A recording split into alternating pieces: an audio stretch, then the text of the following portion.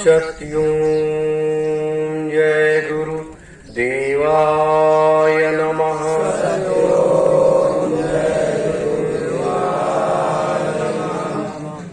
सर्वस्त विद्यमान परम पूज्य स्वामी जी महाराज, परम पूज्य महान संत सम्राट जी महाराज के श्री चरणों में कोटि कोटि प्रणाम। आदि गंगा माता गोमती के श्री चरणों में कोटि कोटि प्रणाम। 88,000 ऋषियों की पावन तपोभूमि को कोटि कोटि प्रणाम। मेरे प्यारे गुरु भाई बहनों, माताओं, बच्चे और बच्चियों, आप सभी को सादर सत्य ओम जय गुरुदेव।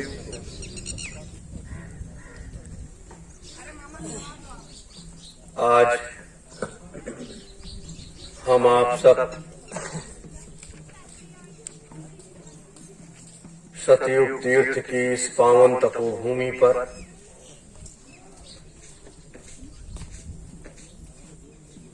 सुबह की इस बेला में बैठे हुए हैं। इस आध्यात्मिक सत्संग सभा में, और वो भी अपने पूज्य गुरुदेव के सानिध्य में। यहाँ उनका प्रतिबिंब लगा हुआ है और सिद्धाश्रम में बैठ करके ये महान विभूतियां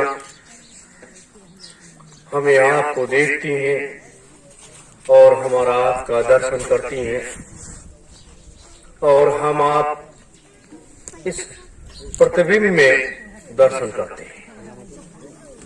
अंतर का एक जो भेद है, उस अंतर के भेद को हर व्यक्ति, हर जीवात्मा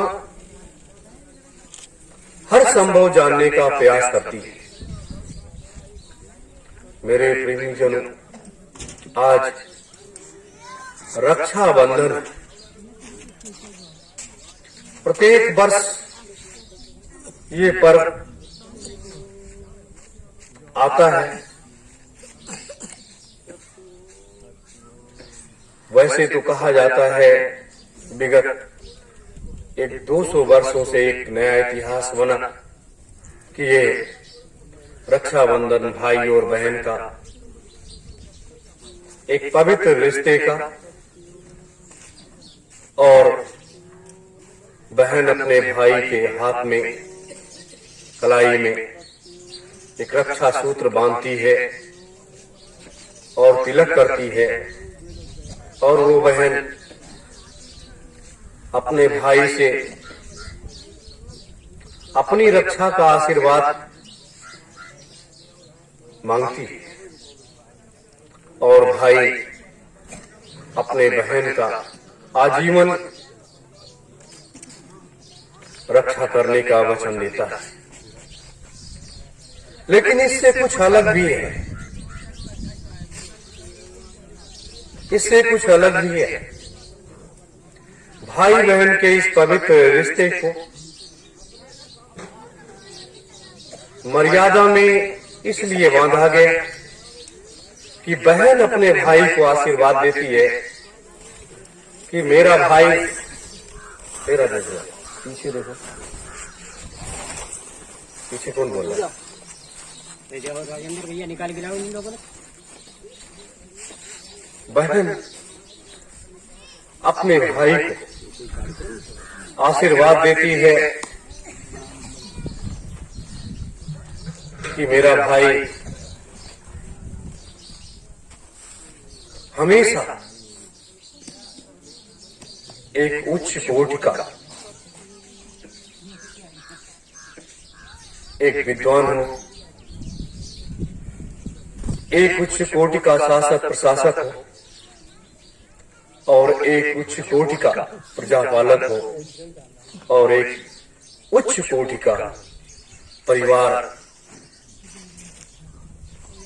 का रक्षक और इस मातृभूमि का जो कर्ज है, माता पिता का जो कर्ज है, वो सारे कर्जों को हमारा भाई अपने इस पितृ ऋण को चुकाए।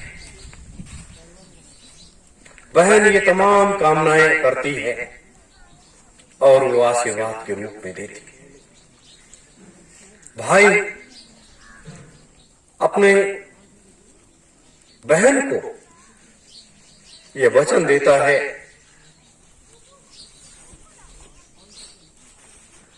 कि जो भी आपकी इच्छा है उसको हम हमेशा पूर्ण करने के लिए सदैव तत्पर रहेंगे।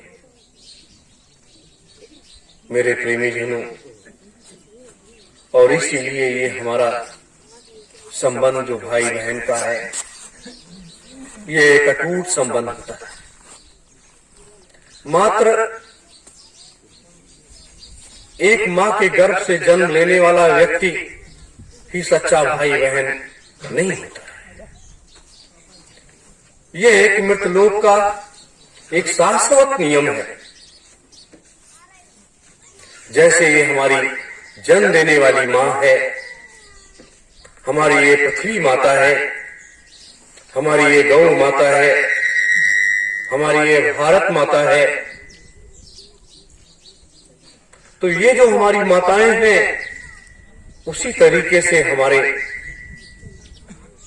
किसी भी मां के गर्भ से जन्म लेने वाला बेटा, किसी भी मां के गर्भ से जन्म लेने वाली बेटी, ये भी भाई बहन के अटूट रिश्ते होते हैं। और वो इस मृतलोक का शाश्वत नियमों का पालन करता है। मेरे धर्म प्रेमी गुरु भाई बहन, यही वो समय होता है, यही वो दौर होता है जब इस मृतलोक का एक नया इतिहास बनता है। लेकिन इसके बाद एक और इस रक्षा सूत्र का संबंध है। जब हम आदिकाल में आते हैं, लोगों को ज्ञान होता है, लोगों के अंदर सभ्यता और संस्कृति का संचार होता है, महात्माओं का, ऋषियों का आगमन होता है, लोग उस ऋषि परंपरा में आगे बढ़ते हैं। तो उस समय महात्माओं का एक वो शुरू हुआ था कि लोग, जैसे हम गुरु पर्व पर जाते हैं, गुरु पर्व की परंपरा ये तो सतयुग में राजा हरिश्चंद्र जी के समय से शुरू हुई। उसके पहले ये प्रथम परंपरा ये शुरू हुई इस रक्षा सूत्र का। साल में एक बार ये तिथि आती थी और महात्मा या ऋषि मुनि अपने स्थान पर रहते थे और जहां पर वो साधना करते थे, उसी तपोस्थली पर, उसी साधना की स्थली पर वो महात्मा बैठते थे और उस क्षेत्र के लोग जितने भी उनके संपर्क में, महात्माओं के संपर्क में लोग होते थे, लोग जाते थे। तो उस समय ये सूत की व्यवस्था नहीं थी। तो उस समय क्या था, ये जो कुश है, इसीलिए हमें इसे कुश को पवित्र माना गया। अपने यहाँ सनातन हिंदू धर्म में इसको पहले से कूट करके तैयार किया जाता था और इसकी जड़ खोद करके जड़ को भी खूब मुलायम किया जाता था और उसके साथ उसको बर दिया जाता था, लपेट दिया जाता था। लपेट करके जो है फिर महात्मा अपने बच्चे बच्चियों के कलाई में वो बांधते थे और जब वो बांधते थे तो उनके बच्चे बच्चियां महात्मा के चरणों में अपना सिर रख देते थे और महात्मा उनको रक्षा और सुरक्षा के आशीर्वाद देता था, ज्ञान, भक्ति, शक्ति और वैराग्य का आशीर्वाद देता था। इन्हें पूरी जिम्मेदारी उस समय महात्माओं की होती थी और वो आशीर्वाद व्यक्ति साल में एक बार प्राप्त करता था अपने गुरु से, और वह जो है पुनः अपने घर वापस चला जाता था और साल भर उसके शरीर की जो ऊर्जा होती थी वो एकदम से चार्ज रहती थी। उसके अंदर किसी प्रकार की कोई बीमारी, कोई परेशानी, कोई दुख तकलीफ नहीं आता था और वो भरपूर साधना भी करते थे, भजन भी करते थे और सुरक्षित भी रहते थे। लेकिन हमेशा उनको अपने गुरु के दिए हुए वचन याद रहते थे कि हम अपने गुरु को वचन क्या दे करके आए। ये परंपरा वहां से शुरू हुई और जब ये परंपरा वहां से शुरू हुई, फिर उसके बाद आदिकाल के बाद सतयुग जब आया, सतयुग में ये परंपरा अनवरत चलती रही। आज भी है कि लोग महात्माओं के पास जाते हैं, रक्षा सूत्र बंधवाने के लिए जाते हैं, लेकिन इस परंपरा का निर्वहन लोग करते रहे। भाई बहन का कहां से संबंध है? भाई बहन का रक्षा सूत्र का सबसे अहम संबंध शुरू हुआ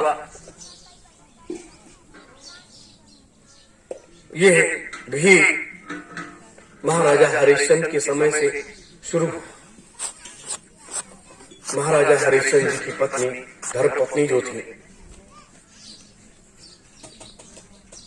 एक दिन वो अपने महल में घूम रही थी।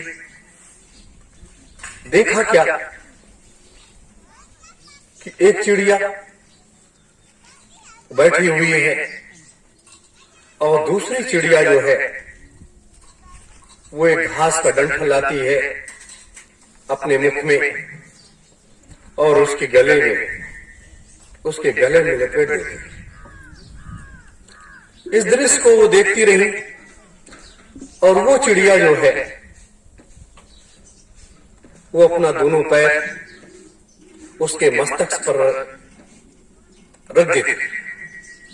इस दृश्य को देखने के बाद उनके अंतर में एक भाव जगा कि जब हम महात्माओं के पास जाते हैं इस रक्षा सूत्र को बंधवाने के लिए, तो जब पक्षियों में ये भाव है रक्षा सूत्र बांधने का, ये भाव है, तो क्या हम किसी को अपना भाई भी बना सकते हैं, उसको रक्षा सूत्र बांध सकते हैं?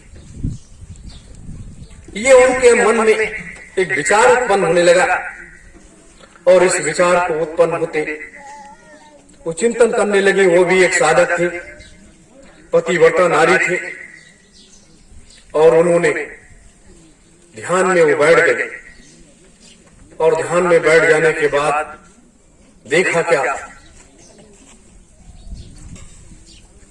कि इस मृतलोक का जो एक नियम है जो आदिकाल में हमारे मनीषियों ने बनाया है,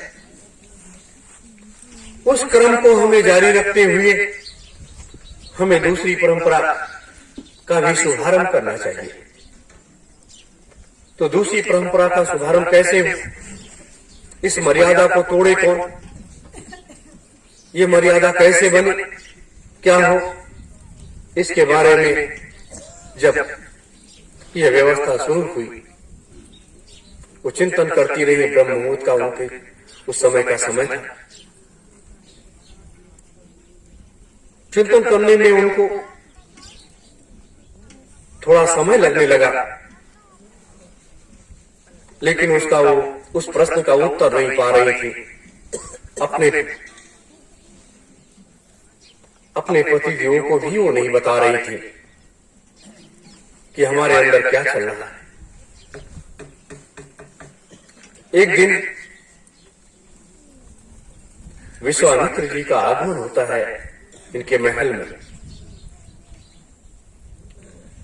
और जब आगमन होता है जब वो बैठे तो उन्होंने कहा कि देवी, तुम्हारे मन में कुछ चल रहा है।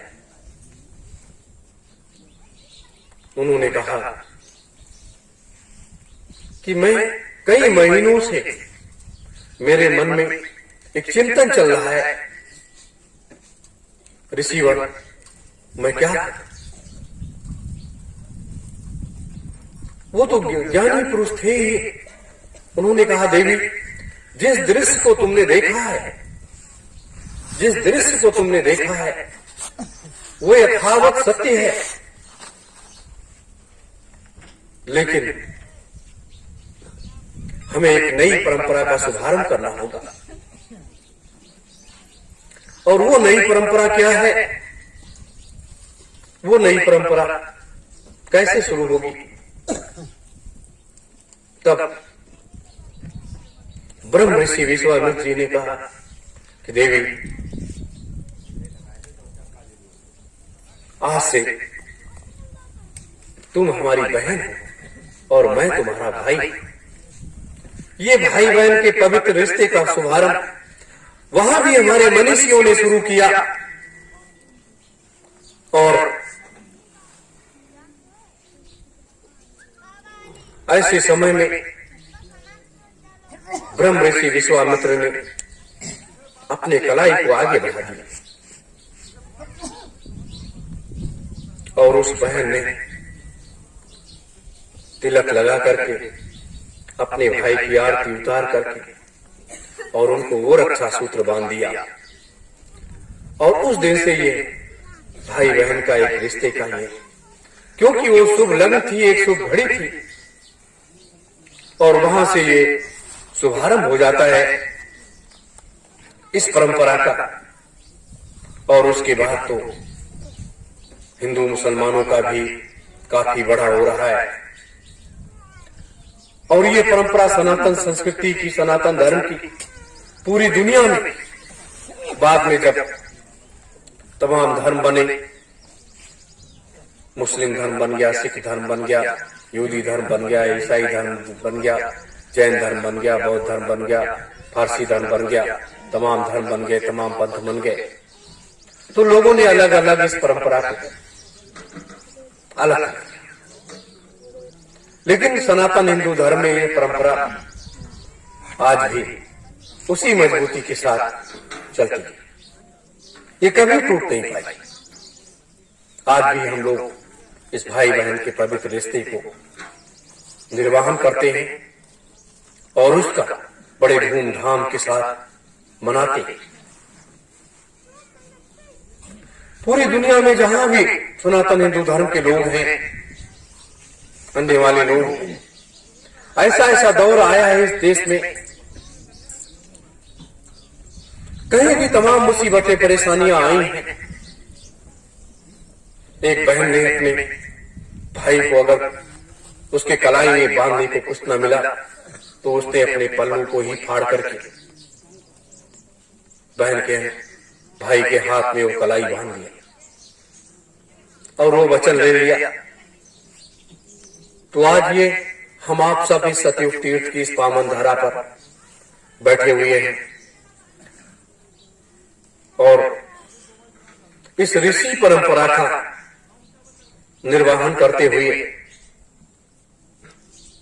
परम पूज्य स्वामी जी महाराज जब तक रहे, जब तक रक्षा सूत्र उनका आसपास होकर के आता था और हर जगह, हर जिलों में, हर प्रदेश में जाता था, लोग उसको बांधते थे वो। और स्वयं स्वामी जी महाराज की एक बहन होती थी जो पश्चिम बंगाल में रहती थी, जिनको लोग रेणुका मुखर्जी के नाम से जानते थे। और प्रतिवर्ष स्वामी जी महाराज बंगाल रक्षा सूत्र बंधवाने के लिए जाते थे। जिस दिन उनकी बहन का स्वर्गवास हो गया, उस दिन स्वामी जी महाराज बंगाल जाना, रक्षा सूत्र बंधवाना बंद कर दिए। कहीं लखनऊ आते थे, कहीं कहीं जाते थे, कहीं कहीं जाते थे और इस कार्यक्रम को करते थे। मेरे प्रेमीजनों, ये एक ऐसा विषय है जहां से इस परंपरा का एक बहुत निर्बाध स्थान रहा है और आज भी हम उसका निर्वाह करते हैं। और ये हम आप सब भाग्यशाली हैं, बहुत से लोग यहां आकर के और चले गए, यहां आने के बाद चले गए। उस भौतिकवाद को लोग देखते हैं। जब किसी महात्मा के साथ जुड़ जाओ, जब किसी ऐसे तपोभूमि पर पहुंच जाओ, तब ये जो भौतिकवाद है, उस भौतिकवाद को छोड़ देना चाहिए। आप जिस स्पीड से भागते हो, आप जिस स्पीड से जाना चाहते हो, जो चीज यहां आपको मिल जाएगी, वो चीज आप भर जाओगे नहीं। आपने सोचा कि आप हमें अपनी पत्नी को लेकर के जाना है उसके भाई के घर रक्षा सूत्र बंधवाने के लिए। अगर आप ये कह देते कि मेरी धर्मपत्नी स्वयं चली जाए और अपने भाई के हाथ में कलाई में वो राखी बांध है, या भाई स्वयं हमारे घर चला है, अपने बहन से अपनी कलाई पर राखी बंधवा ले। हम तो जा रहे हैं सतयुग तीर्थ की उस तपोभूमि पर, जहां पर हमारे 88,000 ऋषियों का सानिध्य मिलेगा, हमारे गुरु का सानिध्य और आशीर्वाद मिलेगा, जहां ऐसे हमें जिनके हाथों से हमें रक्षा सूत्र हमारे हाथों में बांधा जाएगा। उस परंपरा को लोग, ये आपके अंदर भाव होना चाहिए। ये बहुत कम समय ऐसा आता है जब हम इन दृश्यों को याद करते हैं, तो ये अजीब सा लगता है कि ये संसार का प्रणाली कैसे बदल गया है। कल जैसे दीदी माँ कुछ सुना रही थी अपने श्लोकों में, तो ये संसार, ये भौतिकवादी संसार है, और इस भौतिकवादी संसार की इस परंपरा में हमें ये सारी व्यवस्था को देखना और करना है। मेरे धर्म प्रेमी गुरु भाई बहनों, जब तक ये धर्म का क्षेत्र है, तब तक ये कर्म का क्षेत्र है, और जिस दिन धर्म का क्षेत्र हो जाता है, उस दिन कर्म का क्षेत्र हो जाता है। तो ये धर्म और कर्म का एक बंधन है, और उस धर्म और कर्म के बंधन में हमें बहुत कुछ चिंतन करना है, सोचना है, विचार करना है। आज जब हम आप देखते हैं कि आप लोग कितनी मेहनत से, कितना संघर्ष करके ऐसी जगह पर आते हो और इस भूमि पर लेट जाते हो, इस पूरी मिट्टी जहाँ का एक एक कण पवित्र है और एक एक कण आपके शरीर में लिपट जाता है, तो आपको वैसे बाह्य रूप से तो तकलीफ होती है, लेकिन जब हम अंतर में चिंतन करते हैं तो हमें बहुत सी चीजें मिलती हैं। कई सालों तक हम लोग अपने गुरुओं के सानिध्य में बैठ करके यहाँ रक्षा सूत्र बांधने का समय आया है, तो आज इस सुनसान वीरान जंगल में आदि गंगा माता गोमती के श्री चरणों में बैठ करके ये रक्षा सूत्र बांधने का ये शुभ अवसर प्राप्त हुआ। मेरे धर्म प्रेमी गुरु भाई बहनों, हम तो आदि गंगा को अपनी मां मानते हैं, इस देवी को अपनी मां मानते हैं, नवदात्री उस मां को मां मानते हैं। लेकिन ऋषि परंपरा का निर्वहन 88,000 ऋषियों के हाथों में कलाई कौन बांधता था?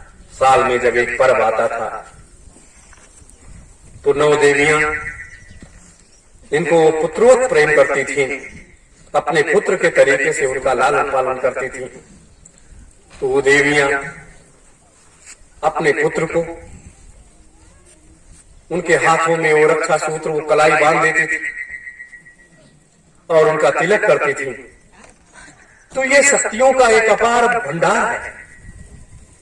और जिस शक्तियों की कल्पना हमारे मनीषियों ने, हमारे महात्माओं ने किया है, वो शक्तियां आज संसार में कहीं विलुप्त नहीं हुई है। सिर्फ उन शक्तियों की पहचान खत्म हो गई और वो शक्तियां एक जगह स्थिर होकर के बैठ गई, एक जगह स्थिर होकर के बैठ गई, वो अपनी साधना में लीन हो गई। मेरे धर्म प्रेमी गुरु भाई बहनों, अगर हम आदिकाल से देखते हैं, आदिकाल से देखते देखते आज इस कलिकाल की इस अंतिम बेला में खड़े हैं, युग परिवर्तन की बेला में खड़े हैं, और हम आप संसार रूपी जीवों में कोई बदलाव नहीं आता। क्यों नहीं बदलाव आता है? ये मृतलोक का सृष्टि है, ये मृतलोक है। और मृतलोक में इसीलिए हमारे मनीषियों ने, मनु और शत्रुपा ने एक नई परंपरा का निर्वाह किया था, एक योजनाएं तैयार की थी, एक व्यवस्थाएं तैयार किया था। और इसकी व्यवस्था एक अलग होती थी। आप विचार करो तो ये इतनी अच्छी परंपरा, अच्छी व्यवस्था, अच्छा संस्कार, मर्यादा का एक रास्ता जिसको हमारे मनीषियों ने बनाया था, और उसको अपने लोगों ने स्वार्थों में इसको तोड़ते लोग चले गए। लेकिन चाहे जितना उस दीवार को गिराते गए लोग, लेकिन उस दीवार को गिरा नहीं पाए। कोई न कोई आता रहा, उसको संभालता रहा और फिर उस चीज को खड़ा कर दिया। जैसे आज को शंकराचार्य, कबीर साहब, मोहम्मद साहब, ईसा मसीह, नानक साहब, बुद्ध, हजारों हजारों संत महात्मा, ऋषि मुनि समय समय पर आते रहे, इसका संभाल करते रहे। ये रक्षा सूत्र एक धागा ही तो है, और क्या है इस धागे में? क्या है? लेकिन इस धागे में इतनी शक्ति छुपी हुई है, इतनी शक्ति छुपी हुई है, जितना हमारे शरीर में रोए हैं, जितने हमारे शरीर में रोए हैं, इसका 9.5 लाख गुना शक्ति इस रक्षा सूत्र में छुपी हुई है, जो हमारे महात्माओं ने इसके अंदर समाहित किया था। हम तो इस मृतलोक में आए इन शक्तियों को जागृत करने के लिए, इन शक्तियों को जागृत करने के लिए जो शक्तियां लोगों ने विलुप्त कर दी, ये शक्तियां हमारी विलुप्त कहां से? ये शक्तियां एक अजीब शक्ति होती है जो दिखाई नहीं देती है, जो व्यक्ति के ब्रह्मांड में छुपी होती है। और उस ब्रह्मांड में छुपी हुई शक्ति को, उसका संचार करने का रास्ता आपको नहीं मालूम है। जैसे मैंने बताया है आपको कि आपके इसमें एक चिप लगा हुआ है, जैसे मोबाइल में आपके चिप होता है, वैसे ये चिप लगा हुआ है यहाँ पर, जिसे हम तीसरा नेत्र कहते हैं। यहाँ पर एक चिप लगा हुआ है, वो मेमोरी, सारी चीजें उसमें फिट हो जाती है। लेकिन ये कैसे चलाओगे आप, कैसे क्या करोगे, ये आपके ऊपर निर्भर करता है। मेरे धर्म प्रेमी गुरु भाई बहनों, ये समय बार बार नहीं आता है, ये एक बार ही आता है, साल में एक बार आता है। तो एक बार जब आता है तो हमें इसको बड़े साहस के साथ इसको स्वीकार करना चाहिए। ये मनुष्य का शरीर है, इसमें मल और मूत्र भरा हुआ है। जो हम लोग जल पीते हैं, भोजन करते हैं, वो मल और मूत्र से निकल जाता है। और क्या है इसके अंदर, और क्या है लेकिन इसके अंदर है, ये हमारा सबसे बड़ा मंदिर है। इस मंदिर में देवता बैठा हुआ है और उस देवता को जगाने की आवश्यकता है। वो सभी जीवों में होता है, पशु पक्षियों में, जीव जंतुओं में, कीड़े मकोड़ों में, सभी में वो देवता होता है। मात्र मनुष्य में ही नहीं होता है, वो सभी में होता है। और हमारे बहुत से पशु पक्षी जीव जंतु भी इसको जगा लेते हैं जब उनको महात्माओं का सानिध्य मिल जाता है, संतों की वो शरण में जब चले जाते हैं। तो आज इस पावन पुनीत पर्व जो रक्षाबंधन है, इस रक्षाबंधन के इस पर्व पर हम आप